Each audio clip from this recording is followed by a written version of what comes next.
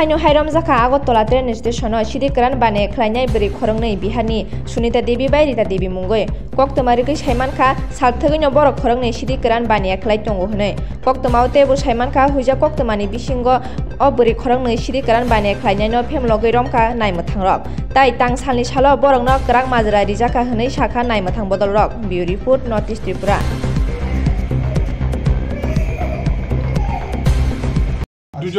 দুজন গাঁজা পাচারকারী ধরা পড়েছে কোন জায়গা থেকে ধরা পড়েছে এবং তারা কোন জায়গায় যাওয়ার উদ্দেশ্যে গাঁজাগুলো নিয়ে গিয়েছিল?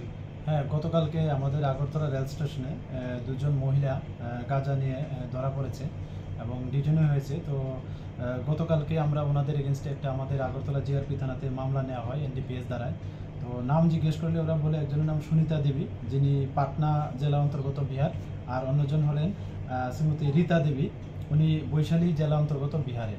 তো ওনাদের কাছ থেকে দুটি হ্যান্ডব্যাগের মধ্যে মোট 21 কেজি 65 গ্রাম গাঁজা মানে পাওয়া গেছে আর কি, এবং তাদের পজিশন থেকে এগুলি সিজ করা হয়েছে। তার বাজার মূল্য কত?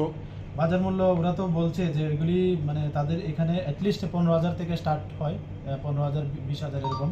তো এরকম করে যদি 15,000 ধরি, এগুলির মূল্য প্রায় 3,15,000 মতো দাঁড়ায় আর কি বাজার মূল্য। তাদেরকে আদালতে তোলা হবে? হ্যাঁ, আজকে মহামান্য আদালতে প্রেরণ করা হবে। তাদের সাথে কি আর অন্য কেউ জড়িত আছে?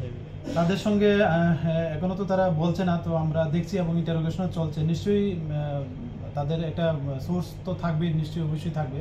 তো আমরা এগুলি দেখছি। প্রত্যেক দিনই রেল স্টেশনে গাঁজা ধরা পড়ছে এবং বহিরাজ্যের পাচারকারী ধরা পড়ছে, সেই বিষয়ে আপনারা কীরকমভাবে পদক্ষেপ নিচ্ছেন সেটাকে বন্ধ করার জন্য? দেখুন, আমরা যখন এরকম কোনো খবর আসে যে কন্ট্রাব্যান্ড আসছে বা আসতে পারে, তখন আমরা আগরতলা জিআরপি, আরপিএফ এবং বিএসএফ এবং আমাদের যে আরও সিস্টার এজেন্সি আছে, আমরা এটা মানে নিজেরা চক আউট করি এবং এটা আমরা যে মানে একদম যা স্পেশাল চেকিং আমরা করি এবং কাউকেই এই স্টেশনকে আমরা যে এনডিপিএসের কোনো কন্ট্রাব্যান্ড যাতে নিয়ে যেতে না পারে বা রেল স্টেশনকে যাতে ইউজ না করতে পারে, আমরা সবসময় এটা নিয়ে মানে কাজ করছি এবং ভবিষ্যতে এরকম চলতে থাকবে।